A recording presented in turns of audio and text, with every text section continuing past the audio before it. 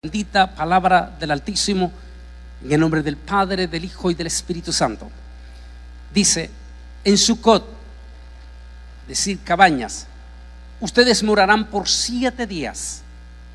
Todos los Erax Esra, es decir, nativos en Israel, morarán en Sucot, para que sepan tus generaciones que en Sucot, cabañas, hice morar a los Benei Israel, cuando yo los saqué a ellos de la tierra de Misraim, Egipto. Ani Yahweh Elohim, yo soy Yahweh, su Elohim. Vamos a orar. Gracias, Señor, te damos por esta santa y bendita palabra que hemos leído, para la honra y para la gloria de tu Hijo amado Jesucristo.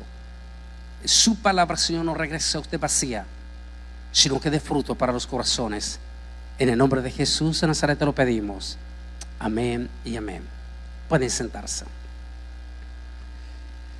Sukkot, o fiesta de los tabernáculos. El día de hoy en Israel se termina de celebrar los 8 días de esta fiesta ordenada por el Altísimo Dios Todopoderoso. Son 7 fiestas al año. De esas 7 fiestas, 3 de ellas son sumamente importantísimas, y en la época de Jesús era obligatorio del pueblo judío fuera de Jerusalén tener que bajar por lo menos 3 veces al año en esas 7 fiestas. Y en esas 7 fiestas, 3 de ellas era inevitable que ellos tenían que asistir. La número 1 es la fiesta del Pesa, o lo que popularmente se conoce en la cristiandad como Semana Santa. Todo judío, tanto dentro de Israel como en el extranjero, debería de asistir a la fiesta del Pesa.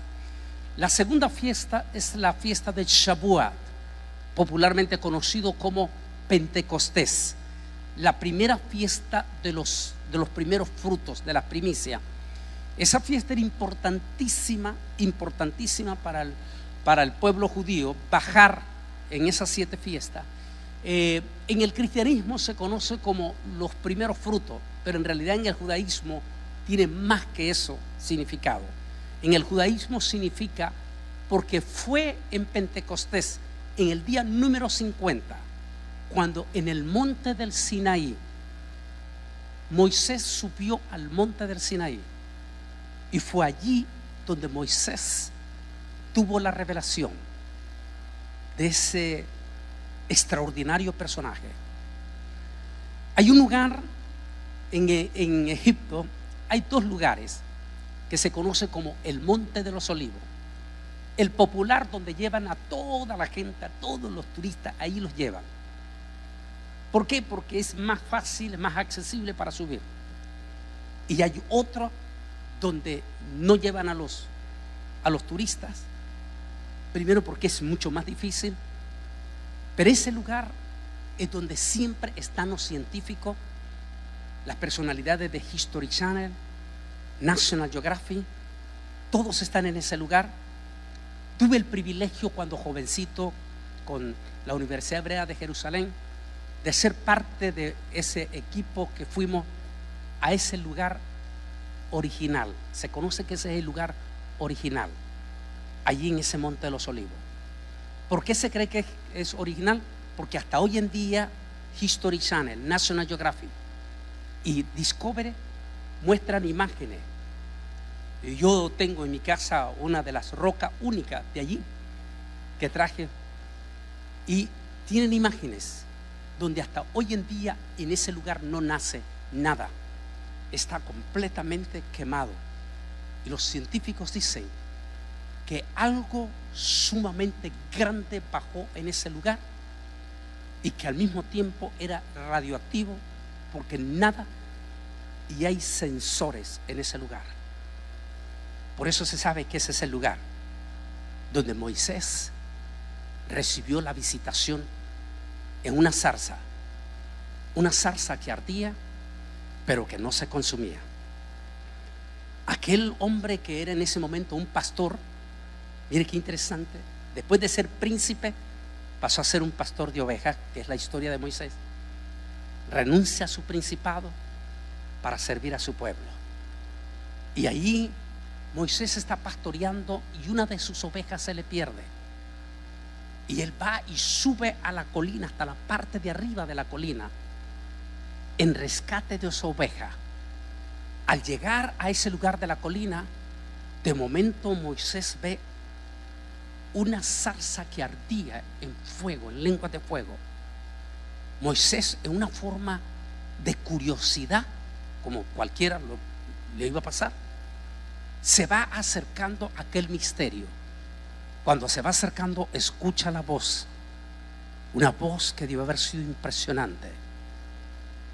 Moisés, quita tu sandalia, porque el lugar que estás pisando santo es. Y en ese momento Moisés quita su sandalia y dice Moisés: ¿quién eres tú? Y él le dijo: yo soy. Esa palabra que hasta hoy en día, en el único idioma que esa palabra no se utiliza es en el hebreo. Por ejemplo, en hebreo no se puede decir como Terry Palacio, cuando le pregunta y dice yo soy juez. En hebreo él no puede decir yo soy juez. Él solo tiene que decir juez, porque la palabra yo no se puede mencionar en el hebreo, porque esa palabra solo está reservada única y exclusivamente para el Altísimo, nada más, solo Él. Por eso cuando Él le pregunta ¿quién eres tú? Y Él dice: yo soy el que soy, y fuera de mí no hay nadie más. Y a partir de ese momento comienza esa historia. Y fue en el día 50, cuando Moisés sacó al pueblo de Israel, que Moisés subió al monte del Sinaí y allí recibió la Torá, es decir, las sagradas escrituras. Es por eso que para los judíos Shavuot o Pentecostés tiene doble significado. Primero, porque es la fiesta de los primicias. Segundo, porque fue en un día como ese donde Israel recibió las sagradas escrituras. Para el cristianismo tiene tres significados. Para nosotros los cristianos significa: uno, primero porque es la fiesta de los primeros frutos. Dos, porque fue el día en que se derramó Ruach Kodesh, el Espíritu Santo. Y tres, porque en esa fiesta se reveló prácticamente a través del Espíritu Santo la deidad de Yeshua Nazareno. La tercera fiesta importantísima para los judíos es la fiesta de Sukkot. Durante 8 días, como leímos, es obligación del pueblo de Israel y se ha practicado por 4000 años. Durante todos esos 8 días, los judíos que no bajan a Jerusalén y se quedan en los alrededores o en la provincia, tienen que construir cabañas en una forma bien bonita, adornada. Ponen cuadros adentro bien bonitos y arriba lo cubren con ¿cómo se dice? Palmera, hojas de palmeras arriba, a fin de que se pueda ver en la noche la claridad de las estrellas. Durante todo el día hacen oraciones en la cabaña y los papás, la mamá, los abuelos, todos vienen para estar con sus hijos. El énfasis es que sus hijos estén dentro de la cabaña. Y ellos durante esos 8 días le van a enseñar a sus hijos que por 40 años el pueblo de Israel vivió en el desierto del Sinaí, del Negev y de Jordania. Un desierto, para que tengan ustedes una idea. Aquí está esta mañana conmigo el pastor Arias. El pastor Arias viene desde Washington, D.C. y escuchó el tema esta mañana. Estaba en Houston y se ha venido manejando desde Houston y está aquí en esta mañana. Devuelvo un aplauso y bienvenido al pastor Arias, Juan Arias. El pastor Arias ha viajado conmigo varias veces a Israel y los he llevado al desierto del Negev. No es un desierto Terry, como ustedes conocen, tal vez el de Arizona, que lo conoces tú bien y todo. El desierto del Negev en Israel y Egipto y Jordania es 7 veces más muerto que el desierto de Arizona. Para que tengas una idea, las arenas del desierto son 15 veces más saladas que las aguas de los océanos del mar. O sea, ahí no hay vida. Es un milagro vivir allí. En ese lugar donde no hay agua, allí vivió el pueblo de Israel por 40 años deambulando en tiendas de campaña.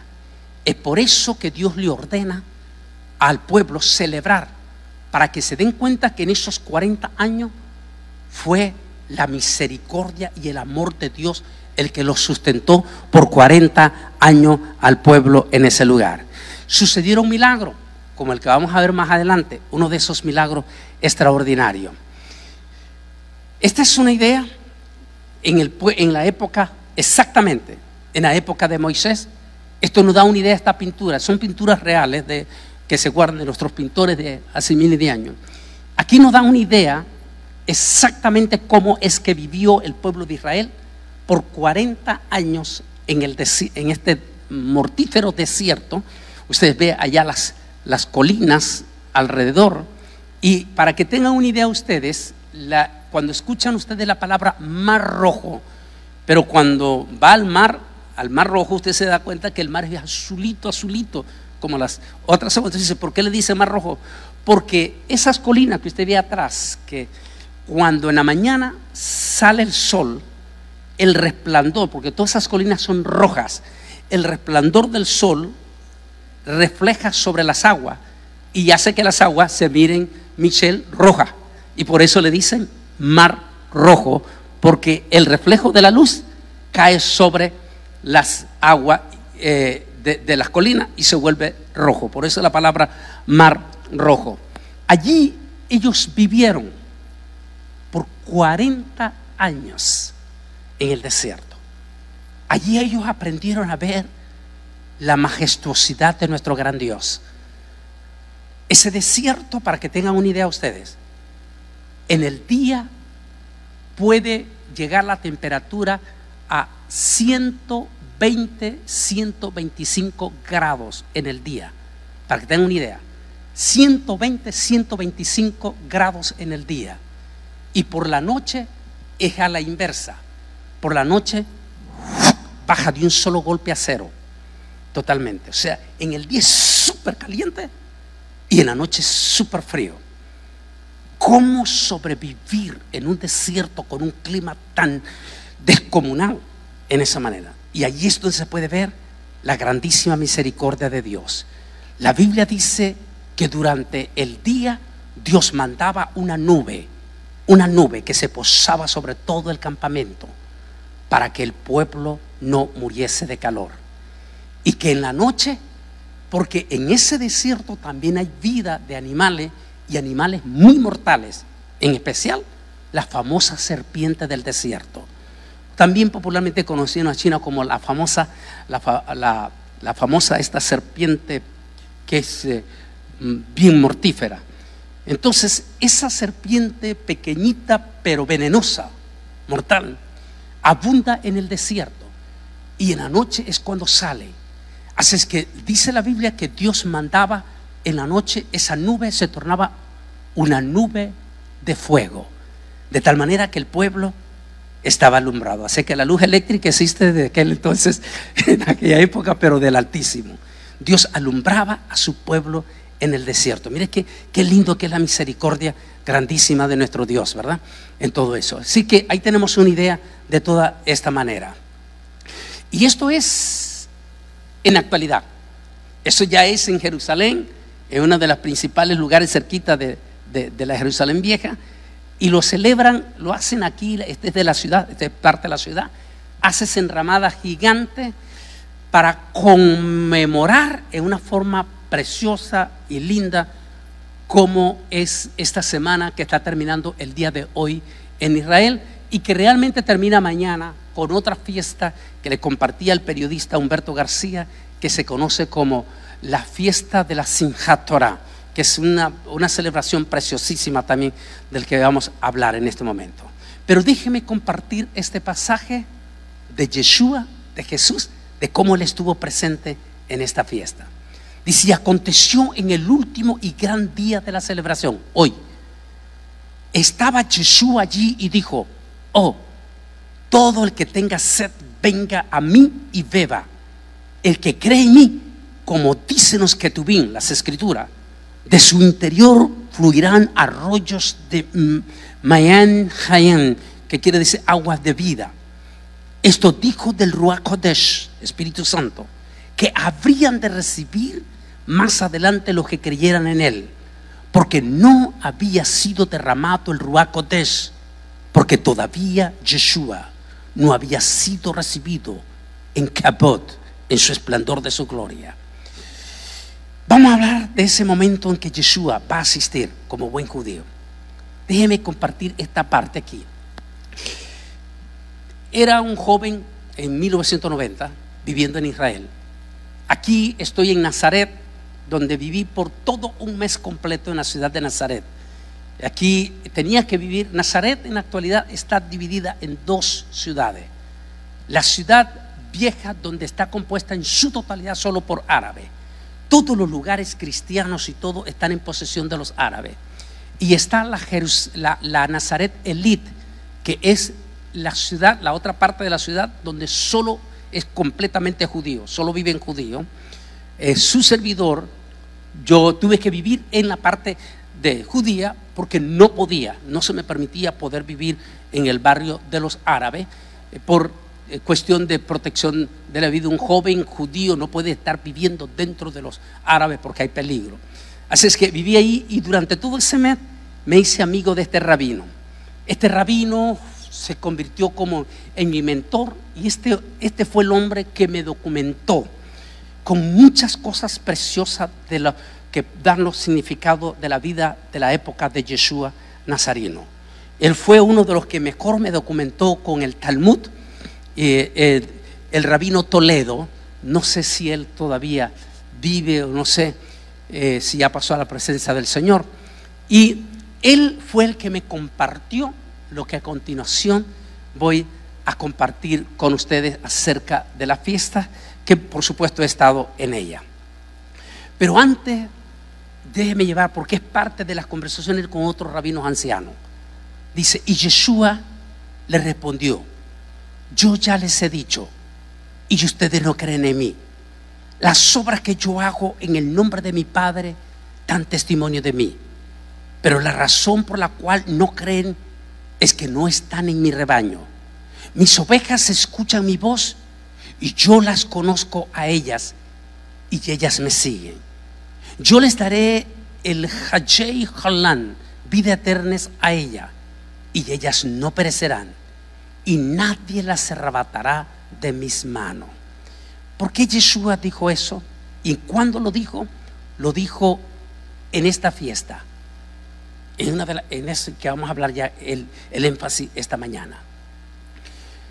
La Biblia dice que él bajó de Jerusalén para celebrar la fiesta de los tabernáculos, pero cuando él baja, por eso se cree que esa fue la última fiesta. La última va a ser cuando él va a bajar que es la última del año, la fiesta de las luces, Hanukkah, que también tiene significado profundo, porque todititas las fiestas judías, todas ellas enfocan a Jesús. En todas las fiestas encontramos a Jesús. Por eso inclusive hay cierto, con todo respeto a nuestro movimiento mesiánico, muchos de ellos los tengo conectados, son miles de ellos que se nos conectan de la comunidad judía, y algunos mesiánicos creen que Jesús nació en esta fiesta de Sukkot o de las cabañas, pero eso sería un error hacer por dos razones. Porque nuestra Biblia es respaldada, no la historia, más bien respalda a nuestra Biblia. No la Biblia se respalda en la historia, sino la historia respalda nuestra Biblia. Mire qué lindo, eso es lo bello de nuestro libro de libros, que la historia respalda la Biblia.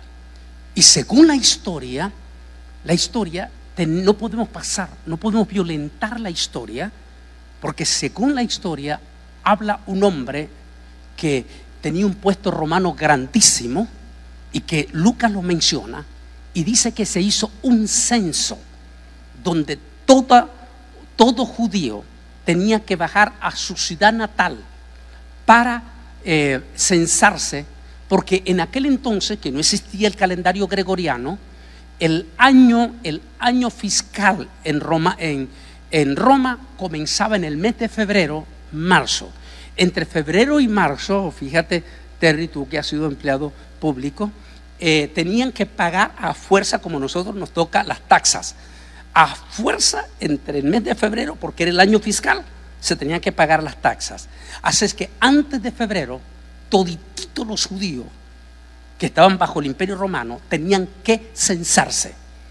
Y Cireneo hizo un censo que a partir de tal fecha a tal fecha todo Israel tenía que censarse. Y la historia dice que en ese censo fue donde nació Yeshua. Hoy, para eso está la historia, para eso está la documentación. En la gran biblioteca de Roma se guardan los escritos de los Césares. Y allí está el edicto de Cireneo. El edicto, hoy en lo que se conoce en el calendario gregoriano, coincide con la tercera semana de diciembre y las primeras 2 semanas de de enero. Lo que quiere decir que Yeshua nació entre la tercera semana de diciembre y las primeras 2 semanas de enero. Así es que no podemos decir que nació en esta fiesta de Sukkot, porque sería violentar la historia que está escrita.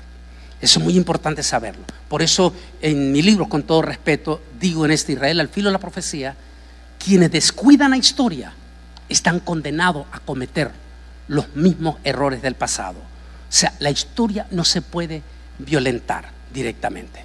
Bien, ahí en esa historia dice que Yeshua bajó a la fiesta y había una expectativa en todo el pueblo de Israel, una expectativa sobre el famoso rabino de Galilea.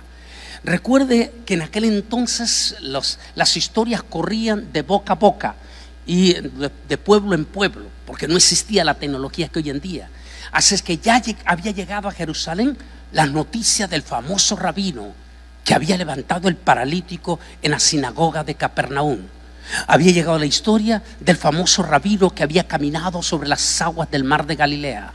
Había llegado la historia del famoso rabino que liberaba a los endemoniados, que levantaba a los cojos, que daba vista a los ciegos.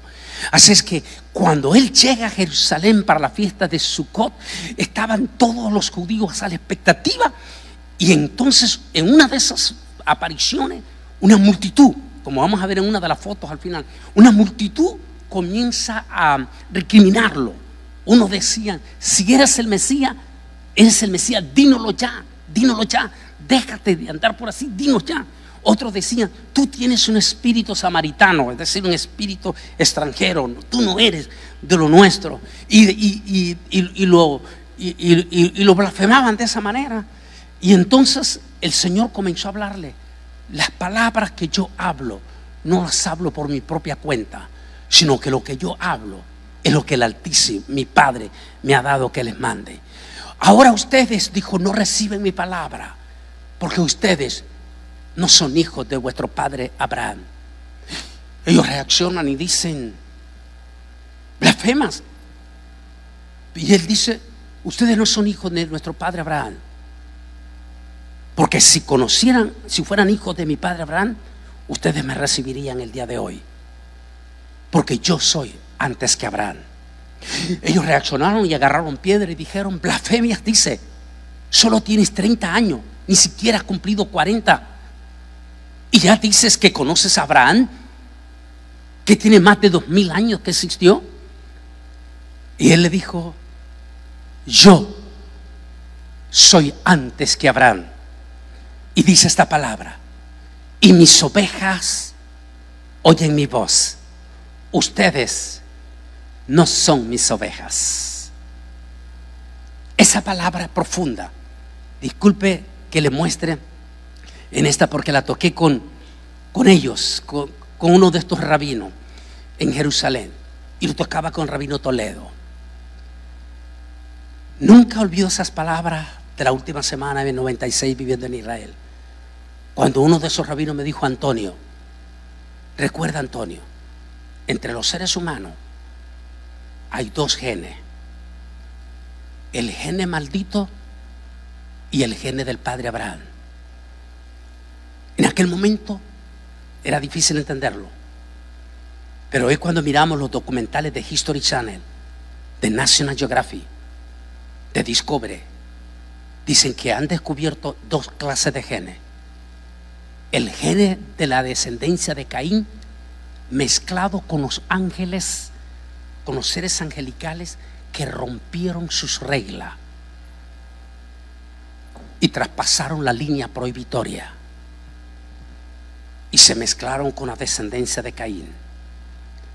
A ese gene Dios lo maldijo. Dicen los expertos, en el tema que toqué esta semana, se discutía en una de las yashivas, en la sinagoga, los estudiantes y todo, se discutía cómo ese gene, el gene maldito de Caín y de la mezcla con esos seres angelicales que no guardaron su dignidad. Muy interesante, porque este es un tema profundo, porque solo así podemos explicar quién fue el que se les apareció a los mayas, quién fue el que se les apareció, o quiénes fueron los que se les aparecieron a los de Teotihuacán o a los de los incas, porque no podemos negar, porque ahí están los dibujos, y todos ellos adoraban a seres de las Pleiades. Es exactamente de donde vinieron esos seres que no guardaron su dignidad.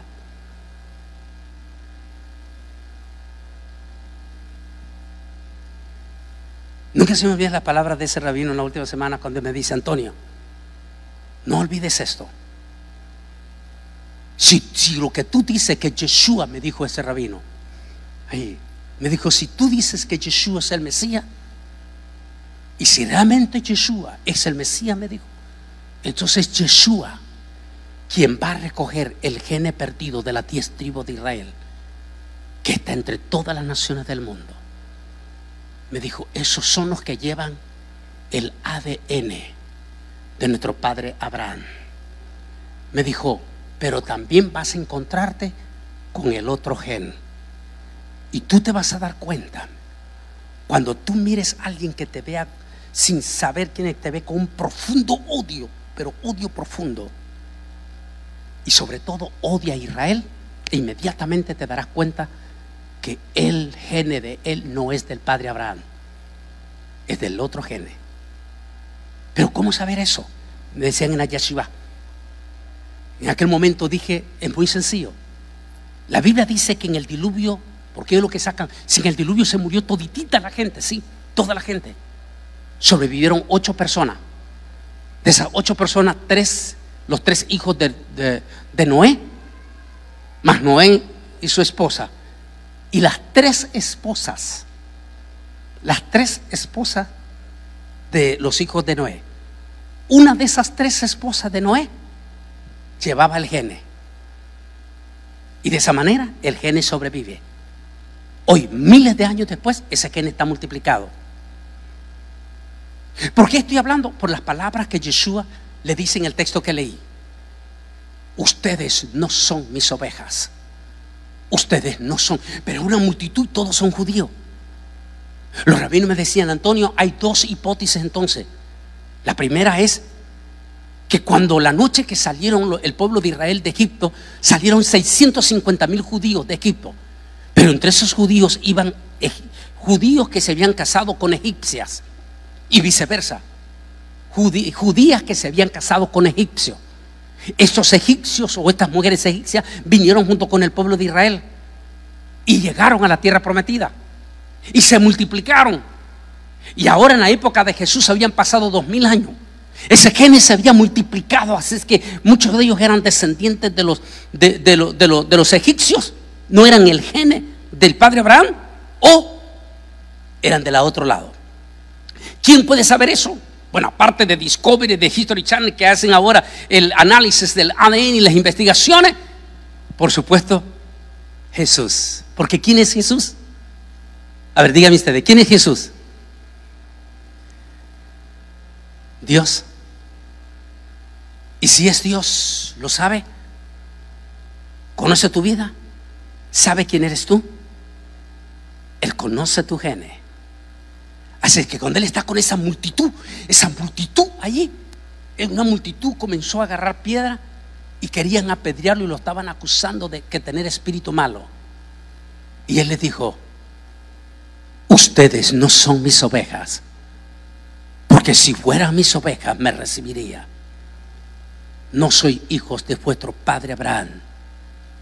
Y le dice una palabra bien dura: ustedes son de vuestro padre el diablo. Santo Dios. Hoy en día los pastores que estamos aquí, Obi, Pastor Jiménez, Anciano Jiménez, el Pastor Arias, nos hemos encontrado algunas veces con personas insensibles y hablamos con esa persona y las vemos insensibles, una insensibilidad profunda.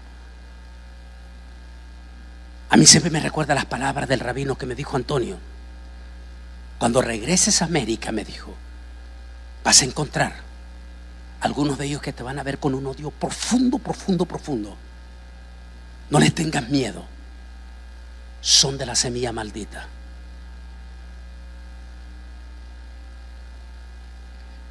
Recuerdo una vez en Washington DC, Pastor Arias, un hombre que era apóstol y profeta, se decía, ya el tipo hizo desastre. La primera vez que nos encontramos, nadie nos presentó a los dos, sino que nos encontramos allí. Y aquel tipo me empezó a ver de abajo para arriba y emanaba un odio escalofriante sobre mí. Y cuando él decía eso, dije: santo Dios, lo que el rabino me había dicho. Después se descubrió, Pastor Arias, desastre que hizo en el área metropolitana. El tipo era semilla maldita. Lo que quiero decir en esta mañana es: si ustedes están esta mañana aquí, es porque de alguna manera, en lo más profundo de su corazón, llevan el gen de nuestro padre Abraham, porque dice el apóstol Pablo que todo el que recibe a Jesús son hijos en la fe de nuestro gran padre Abraham. Eso quiere decir que llevan algo de bendición de ahí, del Rey de Reyes, Señor de Señores. Él les transmitió ese ADN de nuestro padre Abraham. Amén. Son hijos de Abraham. Eso es todo, porque si no, ¿cómo entran los gentiles ahí? Allí mismo, en esa fiesta de Sukkot que vamos a entrar, ahí mismo entran los gentiles. ¿Por qué? O más que los gentiles, la iglesia. ¿Por qué? Porque en ese momento Él está hablando y dice: vosotros no sois mis ovejas, porque si fuera mis ovejas me recibiría. Y luego dijo: y tengo otras ovejas que no son de este redil, ellas me las dio mi Padre. Esa oveja es la iglesia que está compuesta por pueblos, tribus, naciones y lenguas de todas las naciones. Esa es la otra oveja. Dijo: y ellas oyen mi voz y vienen a mí. Qué lindo de eso. Ahí solo quería compartir esa parte y vamos a la otra parte. Y aconteció que en el último gran día de la celebración estaba Yeshua allí y dijo: todo el que tenga sed, venga a mí y beba. El que cree en mí, como dicen las escrituras, de su interior fluirán arroyos de agua de vida. Esto dijo del Ruach Kodesh que habrían de recibir más adelante. Aquí vamos ya. Miren esta imagen, quiero que la vean. Más el de la izquierda. Esos son los sacerdotes, en hebreos Kohanim. Era costumbre, por eso es que el pueblo bajaba a Jerusalén en cantidades y hacían las miles de tiendas alrededor del monte del templo. Y durante todos los días venían a la plaza del templo para escuchar a los sacerdotes hablar, o a los Kohanim. Pero allí, en la parte principal del templo, se ponía un estanque. En ese estanque, durante 7 días, el pueblo tenía que venir y por familia y traer un poquito, un garrafoncito pequeño de agua, y chorreaban esa agua sobre ese estanque. Durante 7 días tenían que echar agua en ese estanque. Nadie podía beber agua durante esos 7 días del estanque. Esa agua se guardaba para el último día de la fiesta. Era el día 8.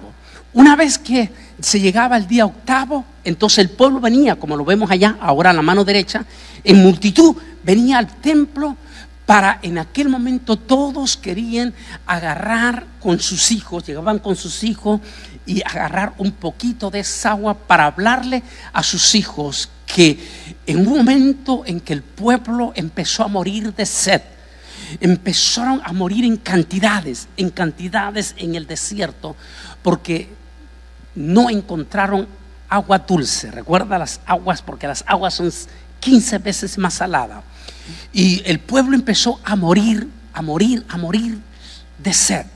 En aquel momento en que el pueblo está muriendo, el pueblo viene en cantidad en el desierto a Moisés y le dice a Moisés: por favor, clama al Altísimo y dile al Altísimo que necesitamos agua o todos nuestros hijos van a perecer en el desierto. La historia dice que en aquel momento Moisés se inclina ante Dios en el tabernáculo y clama al Altísimo y le dice: Señor, tu pueblo está muriendo de sed. Las aguas que tiene son aguas amargas. Esas aguas amargas, en lugar de dar vida, les está matando. Si lo llevamos al término espiritual con la iglesia en estos momentos, Pablo dice que en los últimos días nuestro pueblo será golpeado por falsas doctrinas y muchísimos de los cristianos se van a alimentar de aguas amargas, que a la postre le va a producir la muerte espiritual. Así es que lo único que había era aguas de muerte. Así es que Moisés se inclina ante Dios.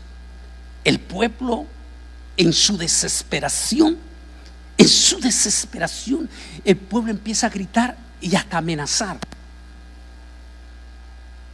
Terry es un juez y le toca enfrentarse múltiples de casos. Y a veces la persona, cuando ha perdido el razonamiento, dice cosas incoherentes. Y allí es donde se necesita la paciencia. El pueblo de Israel comenzó a amenazar que si no le daban agua, y comenzaron en cierta forma hasta a blasfemar en su desesperación y a decir: ¿para qué salimos de Egipto? Mejor estábamos en Egipto. Al menos teníamos agua, al menos teníamos el río Nilo. En cierta forma no era una blasfemia. Y Moisés, que era un líder sacerdote fiel, sintió repudio que su pueblo estuviese blasfemando, cuando Dios lo había sacado en bendición, cuando Dios había separado el mar rojo para que ellos pasaran en seco, cuando Dios había hecho tantísimos milagros con ellos. Y ahora el pueblo de Israel está diciendo que mejor se hubieran quedado en Egipto, porque al menos en Egipto tenían agua y tenían comida. A veces muchísimos cristianos cometen el mismísimo error. Muchísimo de ustedes en su momento crítico, de momento dicen: estaba mejor en el mundo. Y tal vez en su desesperación, y aunque se puede considerar una blasfemia, es peligroso volver a pensar en las cosas de atrás. Después de regresar a Israel, estaba en San José, Costa Rica, vivía ahí en Costa Rica. Y de momento, en una reunión con el embajador, era el embajador de más influencia de Centroamérica, Alfonso Calleja.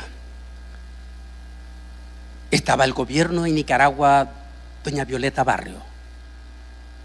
El embajador don Alfonso, como él nunca tuvo hijo, miró en aquel joven, me quiso un aprecio y él me agarró como que si yo fuera su hijo. Y don Alfonso Robelo me dijo: Antonio, tú puedes llegar a ser un líder en Nicaragua. Mira, yo ya hablé con todo. ¿Te vas a ir a Nicaragua? Te vamos a hacer congresista, diputado, para ir al Congreso. Te vamos a hacer congresista. No te preocupes de eso. La idea es comenzar nosotros a preparar tu imagen a proyección. Y aquello, cuando yo regresé de aquella reunión con el embajador, Dios mío, wow. Pero yo era ministro, yo era un servidor de Dios. Dios me llamó para el ministerio. La Biblia dice que a cada quien en su lugar. Dios le dio una tarea a Terry para ser un funcionario público.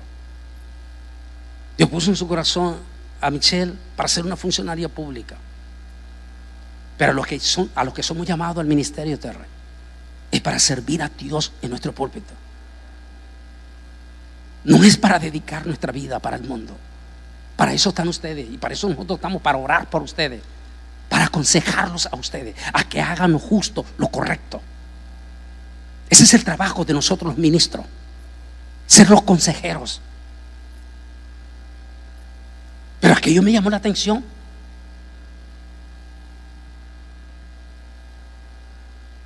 Y yo iba emocionado de regresar esa noche a la casa, emocionado.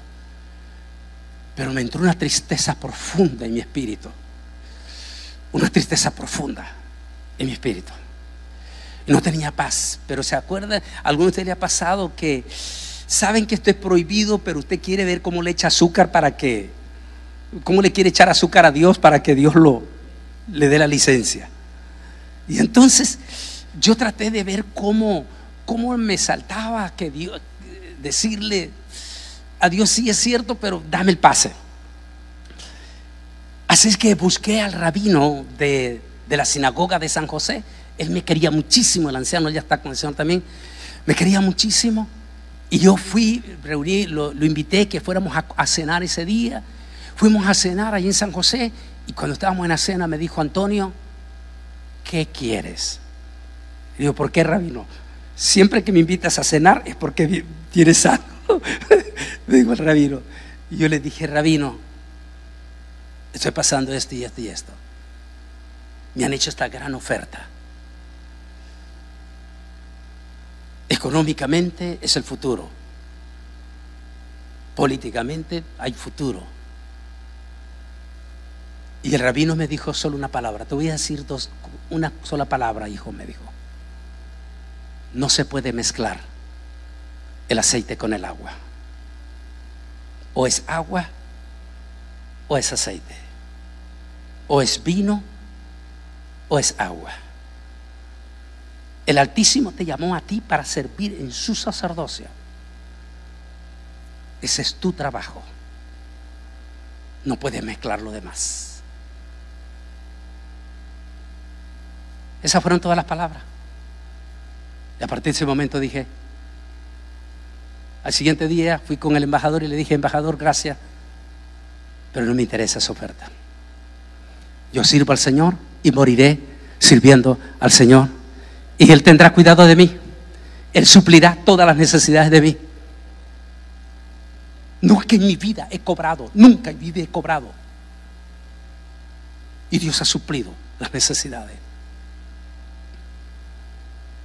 Tal vez el momento más difícil de nuestro ministerio fue el 2020, porque ustedes saben que nuestro ministerio se mantiene a través de nuestras campañas.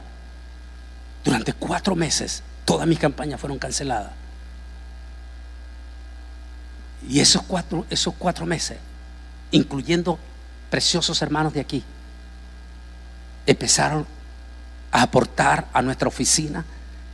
Y es como que si yo estuve en campaña todos los 4 meses.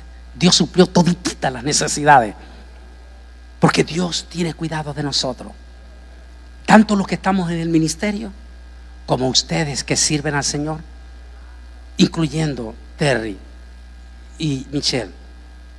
Si el Altísimo te da el privilegio de lo que tú deseas, nunca olvides en tu corazón dedicar un momento al Altísimo. Recuerda, Él dice: el que a mí me busca me halla. Pero el pasaje de el último día, Terry, que Él dice: y en el último día de la fiesta, nótese, todo el pueblo estaba a la expectativa. Allí está. Ese es el último día en que ya no se podía echar agua. Ese ya no se podía echar agua. El pueblo iba para tomar agua, en símbolo de aquel acontecimiento de Moisés. Volvamos a la historia. Viene Moisés está enfurecido porque el pueblo está blasfemando.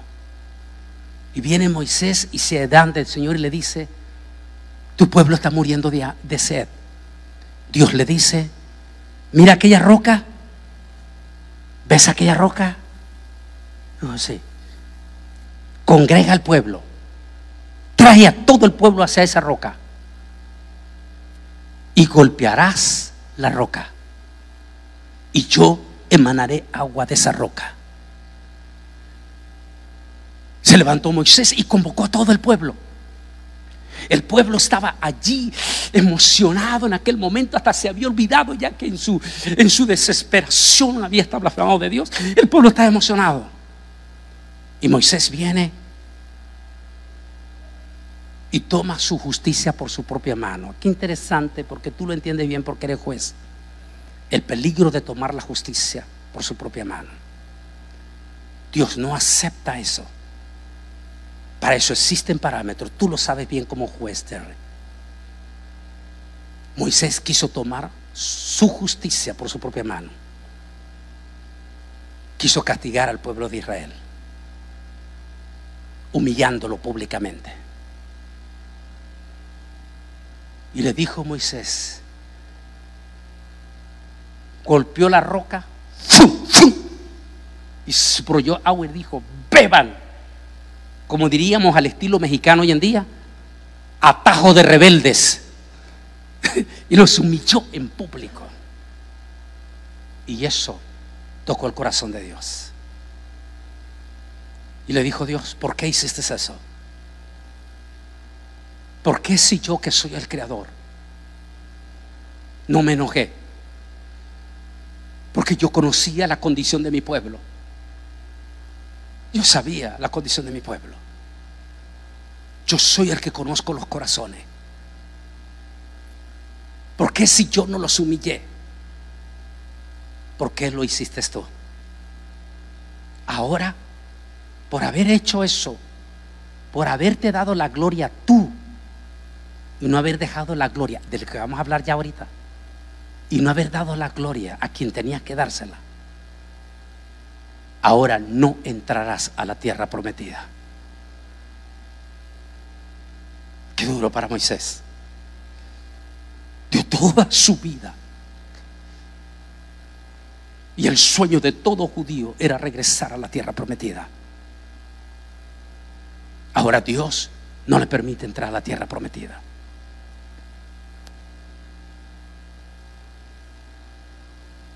Esa era la expectativa del pueblo de Israel en el último día de la fiesta.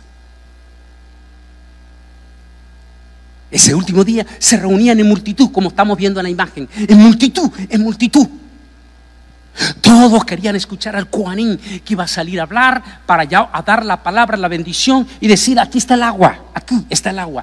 El Coanín iba a hablar del milagro de la roca en el desierto y decía: aquí está el agua. En ese momento, ante la multitud, quien aparece es Yeshua Nazareno, y se pone frente a la multitud y le dice: yo soy esa roca. En otra palabra, Isaías dice que él viene a ser la roca donde su pueblo mismo iba a tropezar, la roca de vida eterna, Cristo Jesús nuestro Señor. Y esa es una de las primeras en que él se identifica públicamente como la roca de la vida eterna. Él dice delante de la multitud: esa roca que golpeó Moisés, soy yo. Mensaje para nuestros líderes, tanto los que están en las redes sociales, los que estamos aquí, los pastores. Mensaje: nunca abusemos de la gloria de Dios. Nunca hagamos algo para nuestra gloria, sino que todo sea para el Rey de Reyes, Señor de los señores. A Él sea la honra, la gloria, el poder por los siglos de los siglos. Y en ese momento Él se para y Él dice: yo soy la roca del desierto. Y luego dice: todo aquel que tenga sed, venga en pos de mí, y yo le daré agua de vida eterna. el que beba de mí recibirá el Ruach Kodesh, al Espíritu Santo en su vida, quien le guiará entre lo bueno y entre lo malo. En aquel momento, ese es uno de los momentos preciosos en que el Altísimo oficialmente se declara como el Mesías de Israel, como el Salvador del mundo. Ese momento debió haber sido especial. La Biblia dice que los sacerdotes mismos, los que sí eran del pueblo de Dios, estaban como Nicodemo, estaban conmovidos ante aquella declaración oficial de aquella mañana. Yo quiero pedirles esta mañana que se pongan de pie todos, ¿sí? Pónganse todos de pie. Y quiero decirles esta mañana que en una fiesta como esta de Sukkot, que termina hoy en Israel, Yeshua Nazareno, Jesús el Nazareno, se presentó oficialmente como el agua de vida eterna. Hay momentos difíciles en nuestra vida, hay momentos duros en nuestra vida. A mí me ha tocado en las Naciones Unidas, recuerden que fui asesor en las Naciones Unidas, hablar con múltiples de presidentes. Y lo primero que le digo es: presidente, no olvide que usted es un ser humano, es de carne y hueso. A eso de la 1, 2 de la mañana, tírese de rodillas de la cama, póngase de rodillas. Y lo mismo te lo digo a ti, Terry, porque si el Señor lo permite, te vas a convertir en el fiscal general y se toman decisiones durísimas, que a veces no te dejan dormir. Acuérdate, levántate en la noche a la 1, 2 de la mañana, arrodíllate y derrama tus lágrimas sobre Él, y Él te dará agua de vida eterna y te bendecirá. Michelle, si el Altísimo te permite llegar al Congreso, eres una joven, pero si tú depositas tu juventud en las manos de confianza del Altísimo, y allí también se toman decisiones, y algunas veces incoherencias, como se lo he dicho a Vicente, se lo he dicho a mis amigos congresistas de Nueva York, de California. Esas incoherencias, si Dios te permite llevarte mensaje. ¿Sabías, Terry, que tenemos 12 millones de personas en Estados Unidos, inmigrantes, indocumentados, que tienen más de 20 años pagando impuestos y nunca se les ha permitido tener una licencia de manejar? No estoy en contra de que le abran las puertas a los venezolanos, a los nicaragüenses, no estoy en contra, pero lo que estoy es que debe de haber justicia. Así como estos que vienen tan fácil y ya de una vez tienen un permiso y una licencia para trabajar aquí. Tenemos 12 millones. Se lo dijimos a George Bush en el 2007. Se lo dije a Barack Obama. Hay 12 millones de nuestra gente. Porque a mí me toca andar en toda la nación, que por más de 20 años han pagado impuestos en esta nación y nunca se les ha permitido, dígame, pastoralia, allá ustedes que están llenos de ellos, nunca se les ha permitido una licencia para manejar. Necesitamos que Dios toque a estos hombres. Y si tú dispones tu corazón y anhelas la justicia en Dios, Dios te bendecirá. Pero acuérdate, aprende a arrodillarte 1, 2 de la mañana y llora en la presencia de Él, y Él te bendecirá. Igual ustedes, todos ustedes, aprendamos en los momentos difíciles de nuestra vida, en los momentos cuando todas las luces se nos apagan en el túnel, cuando todo es negativo, como me tocó a mí en Plantation. En aquel momento, en uno de esos viajes, yo caí en manos de un agente de migración racista. Aquí tenemos oficiales de migración. Caí en manos de un racista en Atlanta, viniendo fuera del país, y me despedazó para que a mí me expulsaran. Cuando entré al aeropuerto, estaba casado, mi esposa aquí en Plantation, y prácticamente yo tenía una orden para que el juez aquí en Harlingen, o la directora, me deportaran. Allí es cuando todo se le viene encima a uno.